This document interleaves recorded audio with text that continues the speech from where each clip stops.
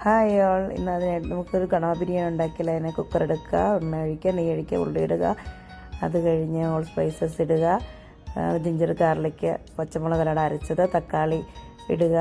അതിനുശേഷം കണവെല്ലാം മസാല എല്ലാം പരട്ടി വെച്ച് പെരിഞ്ജീരകപ്പൊടി എല്ലാം കൂടെ ചേർത്ത് നല്ല വഴട്ട്. അതിനുശേഷം കുരുമുളക് പൊടി ഇടുക, കുക്കിംഗ് ക്രീം ഒഴിക്കുക, അതിനുശേഷം വെള്ളം ഒഴിക്കുക. ഏകദേശം ഒരു 3 ഗ്ലാസ് അരിയാണ് എടുത്തിരിക്കുന്നത്. അതിന് 5 ഗ്ലാസ് വെള്ളം കുക്കറിൽ ഒഴിച്ചിട്ടുണ്ട്. അതിനുശേഷം അരി ഇടുക, വെള്ളം തിളച്ചതിന് ശേഷം അരി ഇടുക, കുക്കർ അടയ്ക്കുക, ഒരു വിസിലടിപ്പിക്കുക. അതിനുശേഷം ഒരു 10 മിനിറ്റ് കഴിഞ്ഞ് തുറക്കുക. തുറന്നു കഴിഞ്ഞ് കുറച്ച് നെയ്യ് ആദ്യം ഒഴിച്ച് കൊടുക്കുക, മല്ലിയില ഇടുക. അതിനുശേഷം ചെറിയ ഉള്ളി താളിച്ച് നെയ്ക്കകത്ത് താളിക്കുക.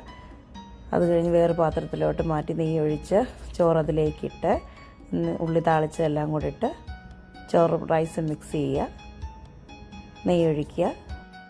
നമ്മുടെ ഈസി കണവ ബിരിയാണി റെഡി. Okay, by.